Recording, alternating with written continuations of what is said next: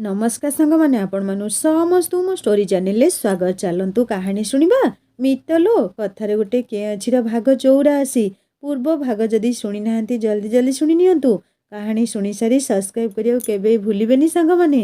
तू खाइनु बोली कौन कहिबे कहिलु। हौ से कथा छाड़ेबे से सबू मु देखिनेबी गले आउ थरे खाइदेबी। आ तू कहिलु बाहाघर उपहार कौन दरकार तोर। उपहार सतरे गिफ्ट देबू मते। खुशी होई कहिला लेखा। रंजन भाबुची आजी कौन उल्टा कथा। गिफ्ट उपहार जो झील को मूलरू पसंद नुह से उपहार नाम एते एमिति खुशी होची कहीं। हाँ उपहार मते उपहार तो निश्चय दरकार। मते केवल तू ही दरकार आउ किछि भी नुह जमा। आउ केबे मते छाड़ी जेमिति कुआडे जीबुनी बास एतिकी दरकार। से सुना हीरा रूपा लोढ़ा नहीं मोर। रंजन लेखा को कोड़े नहीं कहला पागेली मोर एईटा कौन मागिबा कथा। आउ केबे तो ठारू दूरेइबाकू स्वप्नरे भी भाबिबी नहीं। काली केबे बाहाघर डेट बाहरुची के जानी। डेट ठीक होई गले तो जेजेमा आउ तो सह देखा करियाकू मध्य देबेनी। काली गोटिए दिन खाली मो सह जीबू गोटिए जागा को लॉन्ग ड्राइव बाइक रे म। लेखा खुशी होई कहला जुआड़े नेबू खुशी रे जीबी। हेले घरे कौन कहिबा जे पुणी पवन आउ दीपा भी आसीछंती घर को। से माने तो पचारिबे निश्चय। कहीदेबू बाहाघर आगरू हनीमून जाऊछु। लेखा रंजन को टिके चिमुटी देई कहला तू आउ हेबुनी बुझिलु। हौ से माने उठिबा आगरू जेजेमा को कही आसीबी तो सहित। एबे तू घर को जाई खूब शांति रे केते घंटा सोई पड़। हाँ पाइप देई नुह घर कबाड़ देई जीबू। चाल तळकू। रंजन लेखा सह तळकू आसिला। पाहाचरू तले गोड़ रखिछि कि नहीं जेजेमा उठी रोसेई घर आड़कू जाइछंती पानी पीबाकू। लेखा रंजन हाथ टाणी नहीं कबाड़ कोणरे लुचिगला। जेजेमा जेमिति रोसेई घरे पशिले लेखा रंजन हाथ टाणी टाणी नेउ नेउ हाथ बाजी ग्लासटीए टेबुल उपरू तळकू खसी पड़ीगला। लेखा आउ रंजन सेई टेबुल पाखरे लुचि बसी पड़िले। जेजेमा रोसेई घरू बाहरी कहले ए बुला बिलेई गुड़ा रातिरे भी नाट करुछंती घरे पसी शांति रे सोईबाकू भी देहु नाहंती। नई पड़ी ग्लास उठाऊ उठाऊ जेजेमा बिलेई उपरे खूब राग गरगर हेउथुले। लेखा आउ रंजन सेईठी गोटिए हाथ दूररे लुचि बसिछंती। लेखा मने मने भाबुछि मला आजी मनीष ए जेजेमा को ना राति अधरे शोष लागुछि। सी जदि आमको देखी दिए। ठीक सेही समय रे लेखा को छिंक आसिला। छी तुरंत रंजन लेखार छिंक को लुचेइबाकू जाई कहला मियाऊ मियाऊ। लेखार जेजेमा अंधार रे देखी पारु नथुले हेले भाबिले बिलेई कौन मनीष परी छिंकिलाणी आजिकाली। से भल करी सेई जागा देखिबाकू चेष्टा करुथुले। से रंजन को देखी नेले एवं तार कान धरी धीरे धीरे उपरकू उठाइले। लेखा मुह तळ करी ठिया होईछि जेमिति चोरर चोरी धरा पड़ीगला। रंजन अवस्था लेखा ठारू आहुरी खराब। जेजेमा मने मने हस को रोकी नहीं भाबुछंती कि बोका पिला दुईटा के जानी। जेजेमा आजी पूजा सरिला रातिरे तो 7 दिन हला लेखा सह देखा होई नथिला। कालीठू पुणी बाहाघर जाए तमे देखा करई देबनी सेइथिपई आसीथिली। ता छड़ा जेजेमा तम सह देखा होई नथिला भलरे तो से सिना स्त्री हेले तमे तो गर्लफ्रेंड मोर। मु रातिरे आसीथिली बोली काहाकू कहिब तो कहिदेबी तमे मते डाकिथिल राति अधरे। जेजेमा रंजन कथा शुणी ता कान जोरे मोड़ी देई कहले मो सह थट्टा करुछु रे टोका। हई रे टोका मु डाकिथिली बोली कहिबू। तुरंत लेखा निजकू बंचेइबाकू जाई कहला मु डाकी नाही तांको जेजेमा से निजे निजे आसीछि। जेजेमा काटुछि ओह जेजेमा छाड़ एथर किंतु गोटिए सर्ते छाड़ीबी मो नातुणी को आउ जेमिति कंदेइबुनी। कुआडे गोटिए दिन भी एकुटिया छाड़ी जीबुनी। मंजूर जेजेमा ताहले काली बाहाघर डेट आसीबा पूर्वरु लेखा को कौन टिके किणाकिणी करिबाकू नेई जीबी सांगरे प्लीज जेजेमा। तापरे बाहाघर जाए आउ आसीबिनी एमिति केमिति भी देखा करिबाकू। रंजन अनुनय करी कहुथला हो ठीक अछि हेले कुआडे जीबू ताकू नेई। जेजेमा मुहरु कथा सरिछि कि नाही लेखा सेठारु रंजन को विदा करिबाकू व्यस्त। आउ किए उठी न पड़ू जेमिति।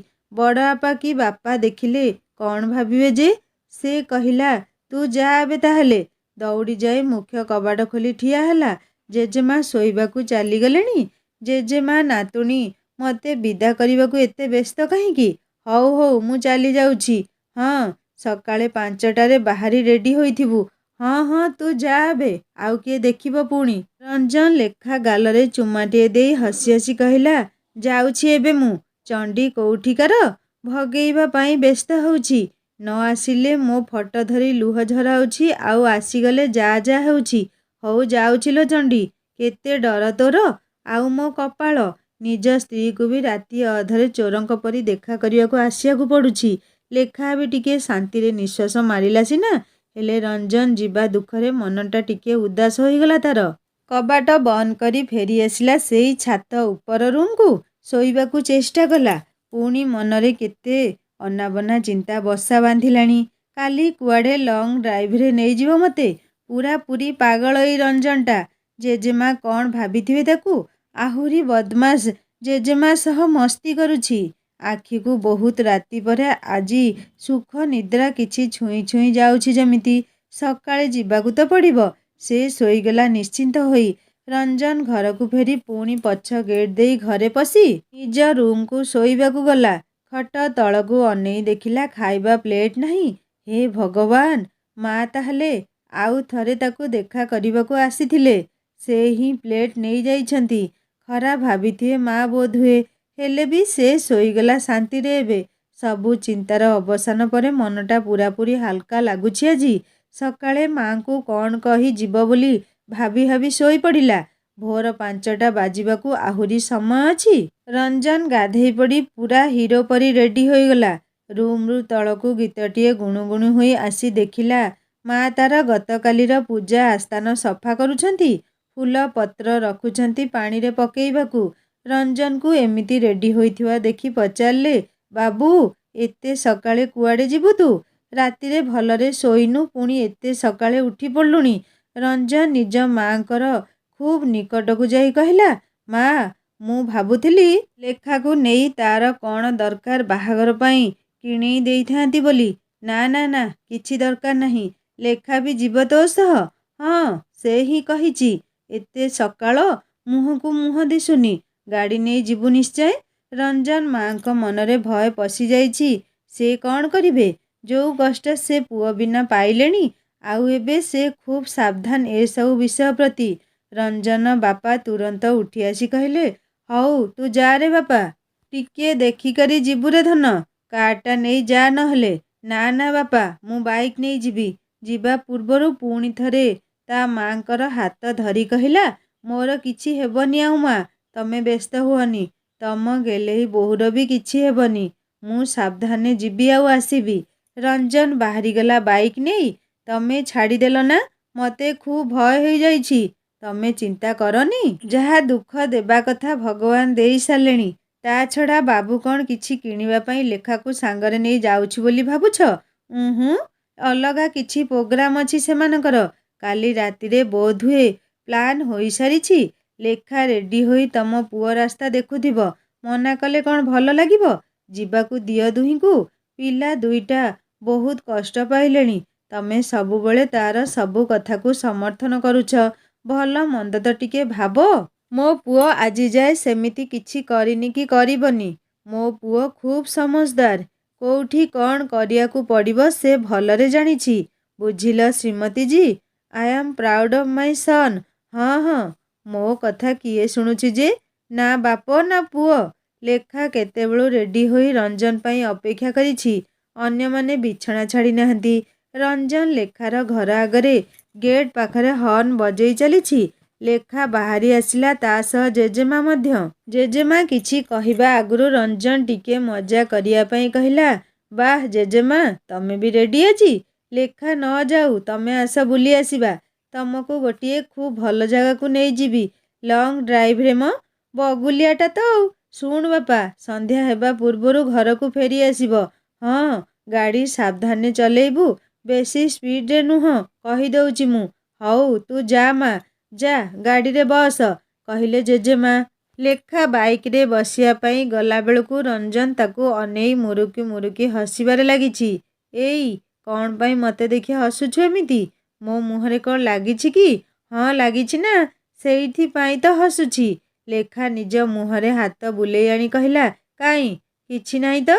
କୋଉଠି କ'ଣ ଲାଗିଛି? ମିଛ କାହିଁକି କହୁଛୁ ବଦମାସ କୋଉଠିକାର। ସବୁବେଳେ ଗୋଟିଏ ମଜା ଖାଲି। ରଞ୍ଜନ ଲେଖା କାନରେ କହିଲା। ମୋ ପ୍ରେମର ରଙ୍ଗ ତୋ ମୁହଁରେ ଝଲକୁଛି। ଲେଖା ଆଉ କିଛି ନ କହି ରଞ୍ଜନ ବାଇକ୍ ପଛରେ ବସି ପଡ଼ିଲା। ଭାବିଲା ୟା ସହ କଥା କହିବା ବି ନିରର୍ଥକ। ଜଣା ନାହିଁ କୋଉ ସ୍ୱପ୍ନ ଇଲାକାରେ ଇଏ ବୁଲୁଛି। ଲେଖା ଆଜି ବହୁତ ଦିନ ପରେ ଖୁବ୍ ସୁନ୍ଦର ଚୁଡ଼ିଦାରଟିଏ ପିନ୍ଧିଛି। ଖୁବ୍ ସୁନ୍ଦର ଦିଶୁଛି ସେ। ରଞ୍ଜନ ପଛକୁ ବୁଲି ଲେଖାକୁ ଦେଖୁଥାଏ। ଜଲ୍ଦି ଗାଡ଼ି ଷ୍ଟାର୍ଟ କରୁନୁ କାହିଁକି? ସମସ୍ତେ ଉଠି ପଡ଼ିଲେ। ମୁଁ ଆଉ ଯିବିନି ତୋ ସହ କହୁଛି। କହିଲୁ ଜଲ୍ଦି ରେଡ଼ି ହେବାକୁ। ସେଇପାଇଁ କେତେ ସଅଳ ଉଠିଲିଣି। ଡେରି କରିବୁ ଜାଣିଥିଲେ ମୁଁ ଆରାମରେ ଉଠିଥାନ୍ତି। ରଞ୍ଜନ ଗାଡ଼ି ଷ୍ଟାର୍ଟ କରି ଖୁବ୍ ସ୍ପିଡରେ ଆଗକୁ ଉଡ଼ି ଚାଲିଲା। ଏତେ ଅଧିକ ସ୍ପିଡ୍ ପାଇଁ ଲେଖା ପ୍ରସ୍ତୁତ ନଥିଲା। ସେ ଜଲ୍ଦିରେ ରଞ୍ଜନକୁ ଧରି ପକେଇଲା। ଆଉ କହିଲା, ହେଇ ଏମିତି କ'ଣ ଗାଡ଼ି ଚଲଉଛୁ ଯେ? ଆହୁରି ଜୋରରେ ଚଲେଇବି। ମୋତେ ଖୁବ୍ ଟାଇଟ୍ରେ ଧରି ବସ ତୁ। ଆମେ କୁଆଡ଼େ ଯାଉଛୁ କହୁନୁ କାହିଁକି? ସେଇଠି ଗଲେ ଜାଣିବୁନି କି? ଲଙ୍ଗ୍ ଡ୍ରାଇଭରେ ନେବି କହିଥିଲି ନେଉଛି। ଲେଖା ଆଉ କିଛି ନ କହି ଚୁପଚାପ ବସିଲା। ଲେଖାକୁ ଚୁପ୍ ରହିବା ଦେଖି ରଞ୍ଜନ କହିଲା, ଏଇ କ'ଣ ପୁରା ସାଇଲେଣ୍ଟ ମୁଡ୍କୁ ପଳେଇଲୁ ଯେ? କୋଉ ଜାଗାକୁ ଯାଉଛୁ ତା ବିଷୟରେ ନ ପଚାରି ଚୁପ୍ ରହିବାକୁ କହିଲି କି ତୋତେ? ନା, କି ପୁରାପୁରି ଚୁପ୍ ରହିବାକୁ କହିଲି? ପଚାରିଲେ ତ କିଛି କହିବୁନି। ଆଉ କ'ଣ କଥା ହେବି ଯେ?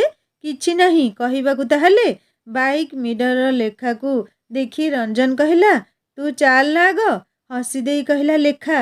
ଦୁହେଁ ମୁକ୍ତ ଆକାଶର ପକ୍ଷୀ ସାଜି ଉଡ଼ି ଯାଉଥିଲେ କୋଉ ଦୂର ଦିଗ ବଳୟ କୋଳରେ। ଏତେ ମାସର ବିଚ୍ଛେଦ ପରେ ଇଏ ତ ଏକ ମଧୁର ମିଳନ ମୁହୂର୍ତ୍ତ ଦୁହିଁଙ୍କ ପାଇଁ। ଗାଡ଼ି ପବନ ଗତିରେ ଚାଲିଛି ଆଗକୁ ଆଗକୁ। ଲେଖା ଭାବୁଛି, ଏଇ ରଞ୍ଜନ ପାଗଳ ପୁରାପୁରି। କୁଆଡ଼େ ନେଉଛି କେଜାଣି ମୋତେ। କ'ଣ ଭାବେ ବେଳେ ବେଳେ କେଜାଣି ନିଜକୁ। ରାତି ପାହି ସକାଳ 7ଟା ହେଲାଣି। ଦୀପା ଉଠି ପଡ଼ି ପ୍ରଥମେ ଲେଖା ନାନୀକୁ ଖୋଜି ଛାତ ଉପର ଘରକୁ ଦୌଡ଼ିଲା। ରୁମ୍ ଖାଲି ଥିଲା। ଆରେ ନାନୀ ତ ଏତେବେଳ ଯାଏଁ ଶୁଏନି। ତଳକୁ ଆସି ଖୋଜିଲା ଚାରିଆଡ଼େ। ନାନୀ ଏତେ ସକାଳୁ କୁଆଡ଼େ ଗଲା? ଜେଜେମା ଲେଖା ନାନୀ କାହିଁ? କୋଉଠି ବି ପାଉନି ତାକୁ। ନାହିଁ ଯେ, ଯାଇଛି ଏଇଠି କୋଉଠି। କୋଉଠି ଯାଇଛି କହୁନ କାହିଁକି? ଜେଜେମା ଜାଣିଲେ ଏ ଝିଅ ମୋତେ ଛାଡ଼ିବନି। ଆରେ ମା, ତା ବାହାଘର ପାଇଁ କ'ଣ କିଣିବାକୁ ଯାଇଛି ବାବୁ ସହ। ଆସିବ ସନ୍ଧ୍ୟାରେ। ଯା ପବନକୁ ବ୍ରଶ ଦେ। ଗାଧେଇ ଦୁହେଁ ଖାଇବାକୁ ଆସ। ମୁଁ ଖାଇବିନି ଆଜି। ମୋତେ ନ ନେଇ କେମିତି ଚାଲିଗଲା ନାନୀ। ଦୀପା ଟିକିଏ ରାଗିଯାଇ ତୁମ୍ ଦୁମ୍ ହୋଇ ପାଦ କଚାଡ଼ି ପବନ ପାଖରେ ଆସି ବସି ପଡ଼ିଲା। ଆଖି ମଳି ମଳି ପବନ ଦୀପାର ଏମିତି ରାଗ ମୁଡ୍ ଦେଖି ପଚାରିଲା, ମ୍ୟାଡମ୍ କ'ଣ ହେଲା? ଏମିତି ରାଗୁଛ କାହା ଉପରେ ସକାଳୁ ସକାଳୁ? କିଏ କୁଆଡ଼େ ଚାଲିଗଲା ଯେ? ଦେଖ ନା, ନାନୀ ଆଉ ରଞ୍ଜନ ଭାଇ କୁଆଡ଼େ ଗଲେ ଯେ ଆମକୁ ନେଲେନି। ଆରେ ଏଇ କଥା। ମୋତେ ଗୋଟିଏ ଗାଡ଼ି ବ୍ୟବସ୍ଥା କରିଦିଅ। ତାପରେ ଦେଖ ମୁଁ ବି ତମକୁ କୁଆଡ଼େ କୁଆଡ଼େ ନେଇଯାଉଛି। ଦୀପା ବୁଝିପାରିଲା ପବନ ତାକୁ ଥଟ୍ଟା କରୁଛି। ସେ ସେଇଠୁ ଉଠି ଯିବା ବେଳକୁ ପବନ ତା ହାତ ଧରି ପକେଇ କହିଲା, ସେ ଦୁହେଁ କେତେ ମାସ ହେଲା ଦୁହେଁ ଦୁହିଁଙ୍କଠାରୁ ଦୂରରେ ଥିଲେ। ଆଉ ଏଠାରେ ବି ଆସୁ ଆସୁ ଯାହା ହେଲା ତ ଶୁଣିଲ ତୁମେ। ତେଣୁ ଦୁହିଁଙ୍କୁ ଏକୁଟିଆ ଟିକେ ମନଖୋଲା ନିଶ୍ୱାସ ମାରିବାକୁ ଦିଅ। ତମେ ଗଲେ ସେ ଦୁହେଁ କ'ଣ ଫ୍ରି ହୋଇପାରିବେ? କାହିଁକି କବାଡ୍ ମେ ହଡ୍ଡି ହେବ କହିଲ? ଦୀପା ଏବେ ବୁଝିଲା ପବନର କଥା। ହୃଦୟଙ୍ଗମ କରିପାରିଲା ତା ନାନୀ ଆଉ ରଞ୍ଜନ ଭାଇର ଅବସ୍ଥା। ତଥାପି ଅଭିମାନ କରି କହିଲା, ହଉ ସେମାନେ ଫେରିଲେ ତାଙ୍କ ବିଚାର କରିବି। ତମେ ଉଠ ଏବେ, ଫ୍ରେଶ୍ ହୁଅ, ନହେଲେ ଜେଜେମା ରଖେଇ ଦେବନି ମୋତେ। ରଞ୍ଜନ ଲେଖାକୁ ନେଇ ବାଇକ୍ ଚଲେଇଛି ଯେମିତି ସେ ତାର ଫାଇଟର ଜାହାଜ ଉଡ଼େଇ ଚାଲିଛି। ସକାଳ 6ଟାରେ ଦୁହେଁ ପହଞ୍ଚିଲେ ଦୀଘା ସି ବିଚ୍। ଲେଖା ବାଇକ୍ରୁ ଓହ୍ଲେଇ ଚାରିଆଡ଼କୁ ନଜର ବୁଲେଇ ଆଣିଲା। ବେଳାଭୂମିରେ ଅନେକ ଯାତ୍ରୀ, ଅନେକ ପ୍ରକାରର। ଅଫ୍ ସିଜିନ୍ ହେଲେ ବି ଅନେକ ଗହଳି ଅଛି। ସେ ରଞ୍ଜନକୁ ଦୁଇ ହାତରେ ଛନ୍ଦି କହିଲା, ଅଷ୍ଟମ ଶ୍ରେଣୀରେ ପିକନିକ୍ ଆସିଥିଲେ ନା ଏଇଠିକୁ? ମନେ ଅଛି ତୋର? କେମିତି ଭୁଲିବି କହ। ତୁ ଆଉ ତୋର 4ଟା ସାଙ୍ଗ କୁଆଡ଼େ ପଳେଇଲ। ଖାଇବା ସରିଗଲା ଫେରିଲନି ପରା। ବାସୁ ଭାଇ ଯାଇ ଖୋଜି ଆଣିଲା ତମମାନଙ୍କୁ। ହଁ, ହେଲେ ଏବେ ସେ ଜାଗା କିଛି ଚିହ୍ନି ହେଉନି। ସବୁ କିଛି ବଦଳି ଯାଇଛି। ଆଗ ଅପେକ୍ଷା ଖୁବ୍ ଭିଡ଼ଭାଡ଼ ଲାଗୁଛି। ରଞ୍ଜନ ଲେଖାର ହାତ ଖୁବ୍ ମଜବୁତିରେ ଧରି କହିଲା, ଚାଲ ଆଗକୁ। ବହୁତ କଥା ଅଛି ତୋ ସହ। ଦୁହେଁ ଆଗକୁ ଆଗକୁ ପାଦରେ ପାଦ ମିଶେଇ ଚାଲିଥାନ୍ତି। ବେଳାଭୂମିଠାରୁ କିଛି ଦୂରକୁ ଦୁହେଁ ପଳେଇ ଆସିଲେ। ନିରୋଳାରେ ଦୁଇ ପଦ କଥା ହେବାକୁ ସେଇ ବାଲୁକା ରାଶି ଉପରେ ଦୁହେଁ ବସି ପଡ଼ିଲେ। ଆଖି ଆଗରେ ବିଶାଳ ସମୁଦ୍ର, ବୁକୁରେ ଲହଡ଼ିର ମାଳ। କୂଳ ଛୁଇଁ ଫେରି ଯାଉଛି ଦୂରକୁ। ପଛରେ ଝାଉଁ ଗଛର ଜଙ୍ଗଲରୁ ପବନରେ ଶୁଭୁଛି ସାଇଁ ସାଇଁ ଶବ୍ଦ। ସମୁଦ୍ର ଆଡ଼ୁ ବହି ଆସୁଛି ଶୀତୁଆ ପବନ। ଲେଖା ଜାବୁଡ଼ି ଧରିଲା ରଞ୍ଜନ ବାହୁକୁ ନିବିଡ଼ ଭାବରେ। ରଞ୍ଜନ ଅନେଇଲା ଲେଖାର ମୁହଁକୁ ଖୁବ୍ ଅନୁରାଗରେ। ନିଜ ଆଡ଼କୁ ଆକର୍ଷି ନେଇ କହିଲା, ଲେଖା, ମୁଁ ଜାଣିନି ଆକାଶରେ ତାରାମାଳ ବେଶୀ କି ସାତ ସାଗରର ବେଳାର ବାଲି ରେଣୁ। କେବଳ ଏତିକି ଜାଣିଛି ମୁଁ ତତେ ଭଲ ପାଏ, ବହୁତ ଭଲ ପାଏ। ନିଜଠୁ ବି ଅଧିକ ଭଲ ପାଏ। ଅନନ୍ତ ସାଗର ପରି ମୋ ଭଲ ପାଇବା ବି ତୋ ପାଇଁ ଅନନ୍ତ ସୀମାହୀନ। କେବେ କହିବା ପାଇଁ ଭାଷା ପାଇନି ବୋଲି ପ୍ରଥମ ବାହାଘର ଆଗରୁ କହିପାରି ନଥିଲି। ଆଜି କ'ଣ ହୋଇଛି ତୋର? ଆହୁରି ନିବିଡ଼ରେ ଧରି ଲେଖା ପଚାରିଲା।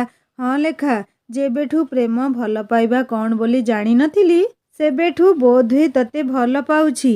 ଏଇ ଅନନ୍ତ ଆକାଶ, ବିଶାଳ ସାଗର ସମସ୍ତଙ୍କୁ ସାକ୍ଷୀ ରଖି କହୁଛି, ଆଉ କେବେ ତୋଠାରୁ ଦୂରକୁ ଯିବିନି। ଜନ୍ମ ଜନ୍ମାନ୍ତରେ ସାଥୀଟିଏ ହୋଇ ଆସୁଥିବି ତୋ ଜୀବନରେ। ତୋ ବିନା ମୁଁ ସମ୍ପୂର୍ଣ୍ଣ ନିଃସଙ୍ଗ, ଅସହାୟ। ଗୋଟିଏ ପାଦ ବି ଚାଲିବା ପାଇଁ ତୋ ସାହଚର୍ଯ୍ୟ ଆବଶ୍ୟକ ମୋର। ରଞ୍ଜନ ଏବେ ଲେଖାର ଦୁଇ ହାତକୁ ଧରି ପଚାରିଲା, ଲେଖା, ମତେ ଆଉ ଥରେ ବାହା ହେବୁ? ଲେଖା ଭାବିଲା, ଆଚ୍ଛା, ପ୍ରପୋଜ ଆଉ ପୁଣି ଏମିତି? ମୋ ରଞ୍ଜନ ଏବେ ସବୁ ଜାଣିଗଲାଣି। ସେ ସିନା ମିଛଟାରେ ରାଗୁଥିଲା ତା ଉପରେ। ସେ ହସି ଦେଇ ଲାଜ ଲାଜ ହୋଇ କହିଲା, ହଁ ନିଶ୍ଚୟ। ଆଜି ହେବୁ? ଆଜି? କେମିତି? କ'ଣ କହୁଛୁ ଯେ? ତୁ ହଁ କି ନାହିଁ କହ। ହଁ, ତୁ ଯୋଉଠି ଯେମିତି କହିବୁ। ନିଜଠୁ ତୋ ଲକ୍ଷେ ଗୁଣା ବିଶ୍ୱାସ ତୋ ଉପରେ ମନ କରେ। କାହିଁକି ବା ଆଉ ପ୍ରଶ୍ନ କରିବି? ରଞ୍ଜନ ଲେଖା ଆଙ୍ଗୁଳିରେ ମୁଦିଟିଏ ପିନ୍ଧେଇ କହିଲା, ଚାଲ ତାହେଲେ ମୋ ସହ। ପୁଣି କୁଆଡ଼େ ଯିବାକୁ କହୁଛୁ? ରଞ୍ଜନ ଲେଖାର ହାତ ଧରି ଉଠେଇଲା। ହଁ, ଖୁବ୍ ଗୋଟିଏ ଆପଣାର ଜାଗା, ଯୋଉଠି ତୋ ମୋ ପ୍ରେମର ବହୁତ କିଛି ସ୍ମୃତି ଆମକୁ ହାତ ଠାରି ଡାକୁଛି। ଲେଖା ଉଠୁ ଉଠୁ ଭାବୁଛି, ଏମିତି କୋଉ ଜାଗା ଯେ ସ୍ମୃତି ମାଳମାଳ ହୋଇ ଭାସୁଛି, ଆଉ ସେଇଠି ରଞ୍ଜନ ତାକୁ ଆଉ ଥରେ ବାହା ହେବ। ଲେଖା ଉଠିଲା ଆଗରୁ ଭାବୁଛି। ରଞ୍ଜନ କଥାରେ ଆଶ୍ଚର୍ଯ୍ୟ ହୋଇ, କୁଆଡ଼େ ପୁଣି ଯିବା ଏବେ କହୁନୁ? କିଛି କହୁନୁ କାହିଁକି ଯେ? ରଞ୍ଜନ ବସି ପଡ଼ିଥିବା ଲେଖାର ହାତ ଧରି ଉଠେଇଲା। ଲେଖାର ହାତ ଧରି ରଞ୍ଜନ ପୁଣି ଫେରିଲା ଗାଡ଼ି ପାଖକୁ। ତାର କିନ୍ତୁ ବିଚ୍ ଛାଡ଼ି ଯିବାକୁ ଇଚ୍ଛା ହେଉନଥାଏ। ମନ କହୁଥିଲା ସେଇ ସମୁଦ୍ର ଆଡ଼କୁ ଅନେଇ ରହିବାକୁ, ଲହଡ଼ି ମାଳ ଗଣିବାକୁ, ରଞ୍ଜନ ସହ ଅନେକ କିଛି ଗପିବାକୁ ଏଇ ବେଳାଭୂମିରେ, ହାତରେ ହାତ ଛନ୍ଦି ଶାମୁକା ଗୋଟେଇବାକୁ, ଆଉ ରଞ୍ଜନ କଣ୍ଠରୁ ମଧୁର ଗୀତ ଶୁଣିବାକୁ। ହେଲେ ରଞ୍ଜନ ଯିବାକୁ ତରତର ହେଲାଣି। ତେଣୁ ଟିକେ ଉଦାସ ହୋଇ ସେ କହିଲା, କୁଆଡ଼େ ଯିବା ଏବେ ପୁଣି? କେବଳ ପ୍ରପୋଜ କରିବାକୁ ଏତେ ଦୂର, ଆଉ ଏଇ କେଇ ମିନିଟ୍ ପାଇଁ ଆଣିଥିଲୁ ମତେ ଏଇ ବେଳାଭୂମିକୁ। ଆଉ ଥରେ କେବେ ପୁଣି ନେଇ ଆସିବି ତତେ ଏଇଠିକି। ବ୍ୟସ୍ତ କାହିଁ ହେଉଛୁ? ଯେତେ ଡେରି ଯାଏ ରହିବା କଥା ଏଇଠି ରହିବୁ, କଥା ହେବା, ବସିବୁ, ସବୁ କରିବୁ। ହେଲେ ଏବେ ପରା ଆଉ କୋଉଠିକୁ ଯିବାର ଅଛି। ତୁ ହଁ ବି କଲୁ ପରା। ପୁଣି କାହିଁକି ଏମିତି ଦୁଃଖୀ ହେଉଛୁ? ହଉ ଚାଲ ଏବେ। ତତେ କୋଉ ମୁଁ ପାରିଛି କଥାରେ ନା କାମରେ? ପାଗଳ ପତି ମୋର। ରଞ୍ଜନ ଲେଖା ନାକ ଟିକେ ଚିମୁଟି ଦେଇ କହିଲା, ପାଗଳାମି ମୋର ଦେଖିଛୁ କାହିଁ? ନା ନା, ମୋର ଦେଖିବା ଆଉ ଜମା ବି ଦରକାର ନାହିଁ। ଯେତିକି ଦେଖିଲି ସେତିକି ଯଥେଷ୍ଟ। ତୁ ଚାଲ ଏବେ, କୋଉଠିକି ଯିବା କଥା। ଜଲ୍ଦି ଗାଡ଼ି ଷ୍ଟାର୍ଟ କର। ପାଗଳ କୋଉଠିକାର। ରଞ୍ଜନ ପୁଣି ଥରେ ଗାଡ଼ି ଉଡ଼େଇଲା ପବନ ବେଗରେ। ଲେଖା ଖୁବ୍ ଭୟରେ ଜାବୁଡ଼ି ଧରିଥିଲା ରଞ୍ଜନର କାନ୍ଧକୁ। ଦୁହେଁ ଚାଲିଥିଲେ ଆଉ ଏକ ସ୍ୱପ୍ନ ପୂରା କରିବାକୁ, କୋଉ ଏକ ସ୍ୱପ୍ନପୁରୀକୁ। ରଞ୍ଜନ ଚାଲିଥିଲା ଦୀଘା, ତାପରେ ବାଲେଶ୍ୱର, ପୁଣି ବାଲେଶ୍ୱରରୁ କଟକ ହାଇୱେରେ। ଏଇ କୁଆଡ଼େ ନେଉଛୁ ମତେ? ଏଇଟା ତ କଟକର ରାସ୍ତା। ସେପଟେ କୁଆଡ଼େ ଯାଉଛୁ ଆମେ? ଏବେ ତ କହ। ଲେଖା ଅନୁମାନ ଘେର ଭିତରେ ଘୂରି ବୁଲୁଛି। କୋଉଠି ଏମିତି ଆମ ପ୍ରେମର ଅନେକ ସ୍ମୃତି ସାଇତା ହୋଇ ରହିଛି ଯେ, ଯୋଉଠି ସେ ତାକୁ ପୁଣି ଥରେ ବିବାହ କରିବ, କିଛି ବି ମନକୁ ଆସିଲା ନାହିଁ। ଗାଡ଼ି ଚାଲିଛି ଖୁବ୍ ତୀବ୍ର ଗତିରେ। ରାସ୍ତାର ଗୋଟିଏ ସାଇଡ୍ରେ ରଞ୍ଜନ ଗାଡ଼ି ଅଟକେଇଲା। ଲେଖା ଅନେଇଲା ଚାରିଆଡ଼କୁ। ଶରତର ଧାନକ୍ଷେତ ରାସ୍ତା ସାଇଡ୍ରେ ଗାଡ଼ି ମଟର କେତେ ସେଇ ହାଇୱେରେ ସେମାନଙ୍କୁ ପାରେଇ ଚାଲି ଯାଉଛି। ଲେଖା, ତୋର କିଛି ମନେ ପଡ଼ିଲା ଏଇ ଜାଗା ଦେଖି? ଅତୀତର ସାଗରରେ ଯେମିତି ଲୁଚି ରହିଥିବା ସ୍ମୃତି ଶାମୁକାର ମୋତିଟିଏ କଥା ରଞ୍ଜନ ପଚାରୁଛି। ସେ ମୋତି କଥା ଲେଖା କେମିତି ଭୁଲିବ? ସେ ରଞ୍ଜନ କପାଳରେ ସେଇ ଲିଭି ଆସୁଥିବା ଖଣ୍ଡିଆ ଚିହ୍ନରେ ହାତ ବୁଲେଇ ଆଣି କହିଲା, ଏଇ ସ୍ମୃତି କେମିତି ଭୁଲିବି କହିଲୁ? ହେଲେ ସେଦିନ ପରି ଆଜି ଆଉ ସେଇ କ୍ଷେତରେ ତରଭୁଜ ନାହିଁ, କେବଳ ଧାନ ହିଁ ଧାନ। ତୋର ମନେ ଅଛି ତାହେଲେ? ଆଉ ଏଇ କଥା ବି ମନେ ଅଛି ମୋ କଥା ନ ମାନି ହାତ ଛିଞ୍ଚାଡ଼ି ଦେଇ ଯାଇଥିଲୁ ବୋଲି ଆଜି ଏଇ ଖଣ୍ଡିଆ ଧରି ବୁଲୁଛୁ। ଇଏ ତ ମୋ ପ୍ରେମର ସନ୍ତକ। ତରଭୁଜ ତୋଳି ଯାଇଥିଲି ମୋ ଚଣ୍ଡୀ ପାଇଁ। ଓହୋ, ଆହୁରି କ'ଣ ନା? କ'ଣ ତାହେଲେ ଏଇଠି ଆମ ବାହା? ନା ନା ନା ରେ, ତୁ କ'ଣ ଭାବିଲୁ ଏଇଠି ତୋତେ ବାହା ହେବି ଏଇ ରାସ୍ତାରେ? ବାୟାଣୀ କୋଉଠିକାର। ଲେଖାକୁ ଏବେ ଭୋକ ହେଲାଣି। ଏତେ ସକାଳେ ସେ କିଛି ଖାଇପାରି ନଥିଲା। ଏଇ ମୋତେ ଭୋକ ହେଲାଣି ପରା। କିଛି ଖାଇବାକୁ ଦେବୁନି କି ମୋତେ? ଜାଣିଛି ଲେଖା, ହେଲେ ଆମେ ପରା ଆଜି ଆଉଥରେ ବାହା ହେବା। ଆଗ ସରିଯାଉ ସେ କାମ, ତାପରେ ଖାଇବୁ। ଲେଖା ଏବେ ରଞ୍ଜନ କଥା ଜରୁରୀ ଭାବରେ ଭାବିବାକୁ ଲାଗିଲା। ସତରେ ରଞ୍ଜନ କ'ଣ ବାହାଘର ବ୍ୟବସ୍ଥା କୋଉଠି କରିଛି କି? ସେ ଏମିତି ଗୋଟିଏ ଡ୍ରେସ୍ ପିନ୍ଧି ଆସିଛି। କି ପାଗଳ ଏଇ ରଞ୍ଜନଟା। ଆଗରୁ ଟିକିଏ କହିନଥାନ୍ତା ତାକୁ? ରଞ୍ଜନ ଲେଖାର ଶୁଖିଲା ମୁହଁ ଦେଖି ସବୁ ବୁଝିପାରୁଥିଲା। ଲେଖା ଜାଣିଛି ତତେ ଭୋକ ହେଲାଣି ବୋଲି। ଆଉ ଅଳ୍ପ ସମୟ ପରେ ସବୁ କାମ ଶେଷ ହୋଇଯିବ, ତାପରେ ଯାହା ଇଚ୍ଛା ତାହା ଖାଇବୁ। ଆଉ କ'ଣ ଭାବୁଛୁ? ଡ୍ରେସ୍ ପିନ୍ଧି ପଳେଇ ଆସିଲି। ଟିକେ ସଜସାଜ ହୋଇ ଆସିଥାନ୍ତି ନା। ଲେଖା ଅନେଇଲା ରଞ୍ଜନ ମୁହଁକୁ। ମୁହଁ ଦେଖି ସବୁ ଜାଣିପାରେ ବୋଲି। ତଥାପି ବି ପାଗଳଟା ତାର ଏଇ ରଞ୍ଜନ। ଏ ଲେଖା, କ'ଣ ଏମିତି ଭାବୁଛୁ? ହଁ, ଏଇଆ କହିବୁ? ଲେଖା, ତୁ ଯାହା ବି ପିନ୍ଧିଲେ ଖୁବ୍ ଭଲ ଦିଶୁ। ବାହାଘରେ କେବଳ ଶାଢ଼ୀ ପିନ୍ଧିବାକୁ ପଡ଼ିବ ବୋଲି କୋଉଠି ଲେଖା ହୋଇଛି? ଆରେ ବାଃ, ମୋ ମନ ପଢ଼ିବା କେତେ ସୁନ୍ଦର ଭାବରେ ଶିଖି ଗଲୁଣି ତୁ। ଏତିକି କହି ରଞ୍ଜନ ପୁଣି ଥରେ ଲେଖାର ହାତ ଧରି ଗାଡ଼ି ପାଖକୁ ଆସି କହିଲା, ଜଲ୍ଦି ଜଲ୍ଦି ବସ ଲେଖା, ଆହୁରି ଅନେକ ଦୂର ଯିବାକୁ ଅଛି। ପୁଣି ଥରେ ଗାଡ଼ି ଚାଲିଥିଲା ଆଗକୁ ଆଗକୁ। କଟକ ଭୁବନେଶ୍ୱର ରାସ୍ତାରେ ଦୁହେଁ ଚାଲିଥିଲେ। ଲେଖା ଏବେ ପୁଣି ଭାବୁଛି, ଭୁବନେଶ୍ୱର ନିଶ୍ଚୟ ଯାଉଛୁ, ହେଲେ କୋଉଠି? ଖୁବ୍ ଶୀଘ୍ର ରଞ୍ଜନ ଲେଖାକୁ ନେଇ ଭୁବନେଶ୍ୱରର ପ୍ରାରମ୍ଭରେ ଥିବା ସପ୍ତଶତୀ ମନ୍ଦିରରେ ପହଞ୍ଚିଲା। ଲେଖାର ସବୁ ସନ୍ଦେହ ଗୋଟିଏ କ୍ଷଣରେ କୁଆଡ଼େ ଦୂର ହୋଇଗଲା। ଅତୀତର ମଧୁର ସ୍ମୃତିରେ ଲେଖା ଯେମିତି ଭିଜି ଭିଜି ଯାଉଥିଲା। ତା ବଡ଼ବାପାଙ୍କ ବାହାଘର ପଦ୍ମିନୀ ବଡ଼ମାଙ୍କ ସହିତ ଏଇ ମନ୍ଦିରରେ ହୋଇଥିଲା। ଯେତେବେଳେ ଦୁହିଁଙ୍କର ମ୍ୟାଟ୍ରିକ୍ ପରୀକ୍ଷା ସରି ଯାଇଥାଏ, ସେ ବାହାଘରକୁ ସମସ୍ତଙ୍କ ସହ ଖୁସିରେ ତ ଆସିଥିଲା, କିନ୍ତୁ ଭିତରେ ଭିତରେ ଖୁବ୍ ଦୁଃଖୀ ହୋଇଥିଲା। କାରଣ ରଞ୍ଜନ ତା ସାଙ୍ଗରେ ନଥିଲା। କୌଣସି କଥାରେ ସେ ତା ଉପରେ ରାଗିଯାଇ କଥା ବି କହୁନଥିଲା। ସେତେବେଳେ ତା ମନ ବହୁ ଦୁଃଖ ହୋଇଥିଲା।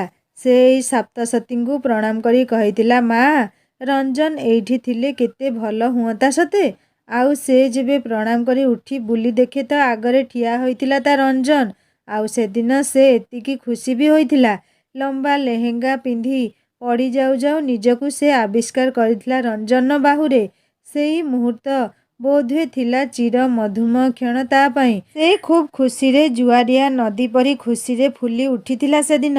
ଅନ୍ୟ ଏକ ବାହାଘରକୁ ଆସିଥିବା ଦୁଇଟି ବଦମାସ ପିଲା ତା ପଛରେ ପଡ଼ିଥିଲେ, ହେଲେ ଏଇ ରଞ୍ଜନ କ'ଣ ତାକୁ ଏକୁଟିଆ ଗୋଟିଏ ମୁହୂର୍ତ୍ତ ଛାଡ଼ିଲା? ଶେଷରେ ସେ ଦୁହେଁ ରଞ୍ଜନକୁ ଡାକିଲେ ବଡ଼ିଗାର୍ଡ ବୋଲି। ଲେଖା ମୁହଁରେ ସେଇ ଦିନର କିଶୋରୀ ସୁଲଭ ହସ ଚେନାଏ ଉକୁଟି ଉଠିଲା। ସେ ରଞ୍ଜନକୁ ଚାହିଁ କହିଲା, ଏଇ ବଡ଼ିଗାର୍ଡ। ରଞ୍ଜନ ଲେଖା ମୁହଁରୁ ସେଦିନ ସେଇ ବଦମାସ ପିଲା ଦୁହେଁ ଦେଇଥିବା ନାମଟି ଶୁଣି ଖୁବ୍ ଖୁସି ହେଉଛି। ତା ଚଣ୍ଡୀର ତାହେଲେ ସବୁ କଥା ମନେ ଅଛି। ହେଲେ ଏଇ ଛୋଟ ଶବ୍ଦଟା କେମିତି ମନେ ରଖିଥାନ୍ତା? ସେ ଲେଖାର ହାତ ଧରି ଠାକୁରାଣୀଙ୍କ ଆଗକୁ ନେଉ ନେଉ କହିଲା, ସେଦିନର କେତେ ମିଠା ସ୍ମୃତି ଭିତରେ ବାସ୍ ତୋର କେବଳ ଏଇ ଶବ୍ଦଟି ମନେ ଅଛି, ଆଉ କିଛି କ'ଣ ମନେ ନାହିଁ?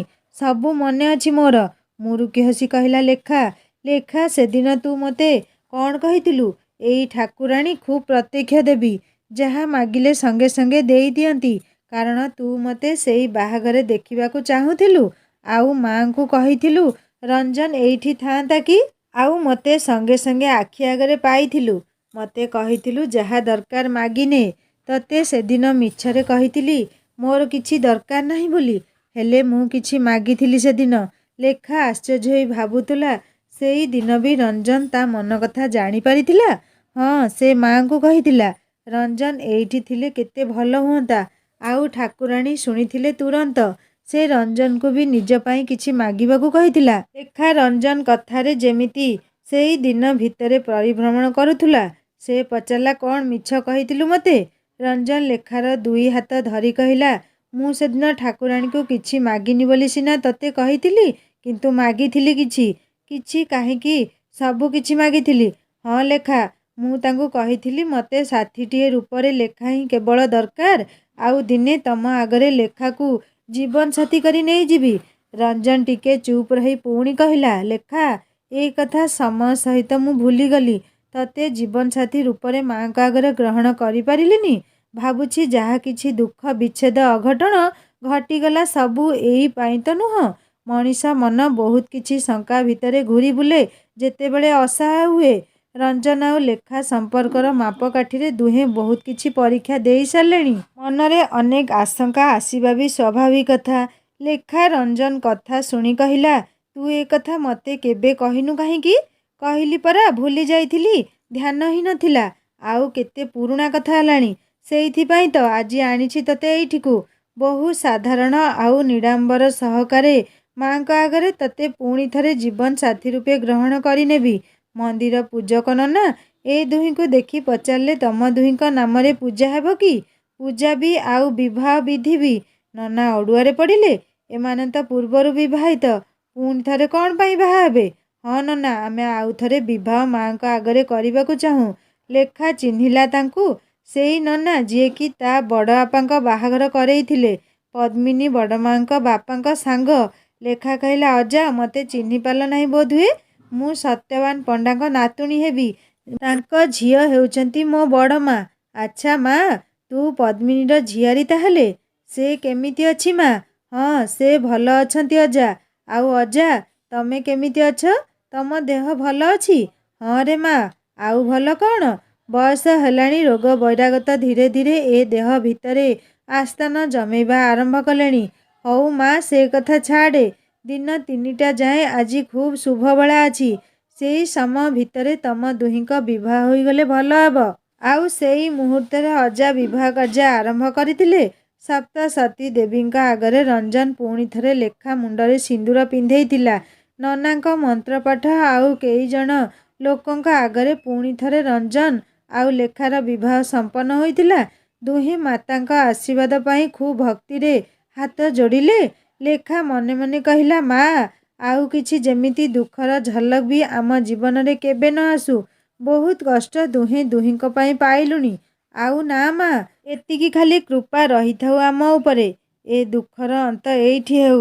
ଦୁହେଁ ଏବେ ଖୁବ୍ ଖୁସି ଜଣାପଡ଼ୁଥିଲେ। ରଞ୍ଜନ ଲେଖାକୁ କହିଲା, ଏବେ ଖୁସି ତ? ଚାଲ, ଖାଇବୁ କ'ଣ ଟିକେ? ଭୋକ ହେଉନି କି ଆଉ ତତେ? ଲେଖା ରଞ୍ଜନକୁ ଏକ ପ୍ରୀତି ନଜରରେ ଦେଖି କହିଲା, ଏତେ ଖୁସି ଦେବୁ ବୋଲି ମୁଁ କ'ଣ ଜାଣିଥିଲି? ସେଇ ଖୁସିରେ ମୁଁ ଭୋକ ବି ଭୁଲିଗଲିଣି। ଆଚ୍ଛା ଆଚ୍ଛା, ହୁଣ୍ଡି କୋଉଠିକାର? ବସ ଗାଡ଼ିରେ ଜଲ୍ଦି। ଘରେ ପହଞ୍ଚିବାକୁ ଡେରି ହୋଇଯିବ ନହେଲେ। ଆଉ ତୋ ଜେଜେମା ନା? ଏଇ ବଦମାସ, ତୁ ସବୁବେଳେ ମୋ ଜେଜେମାଙ୍କୁ କାହିଁକି ଏମିତି କହୁଛୁ ଯେ? ଆରେ ସେ ପରା ମୋ ଗାର୍ଲଫ୍ରେଣ୍ଡ। ତୋ ସହ କଥା ହେବା ବେକାର। ଚାଲ ଜଲ୍ଦି। ଘରେ ଦୀପାର ମନ ନାନୀ ବିନା ଆଦୌ ଲାଗୁନି। ସେ ନିଜ ମନ ଭୁଲିବା ପାଇଁ କ'ଣ କରିବ? ସାଙ୍ଗମାନେ, ରଞ୍ଜନ ନିଜର ମାନସିକ ପୂରଣ କରିବା ପାଇଁ ସପ୍ତସତୀ ମନ୍ଦିରରେ ଲେଖାକୁ ତ ବାହା ହେଲା। ଏବେ ଖାଲି ତାଙ୍କ ଗାଁରେ ଧୁମଧାମରେ ବାହାଘର ହବାର ଅଛି। ଆପଣମାନେ ନେକ୍ସଟ ପାର୍ଟ ନିଶ୍ଚୟ ଶୁଣିବେ। କାହାଣୀ କେମିତି ଲାଗିଲା ମୋତେ କମେଣ୍ଟ କରି ଜଣାଇବେ। ଆଉ ଯଦି ଭଲ ଲାଗିଥାଏ, ସବସ୍କ୍ରାଇବ୍ କରି ବେଲ୍ ଆଇକନ୍ ନିଶ୍ଚୟ ଦବାଇ ଦେବେ। ହିନ୍ଦୀ ଷ୍ଟୋରି ଚ୍ୟାନେଲକୁ ଭିଜିଟ୍ କରନ୍ତୁ ନା ସାଙ୍ଗମାନେ। ବହୁତ ସୁନ୍ଦର ସୁନ୍ଦର କାହାଣୀ ଅପଲୋଡ଼ ହେଇଯାଇଛି। କାହାଣୀ ଶୁଣିସାରି ସବସ୍କ୍ରାଇବ୍ କରି ବେଲ୍ ଆଇକନ୍ ନିଶ୍ଚୟ ଦବାଇ ଦେବେ। ରହୁଛି, ନମସ୍କାର, ଜୟ ଜଗନ୍ନାଥ।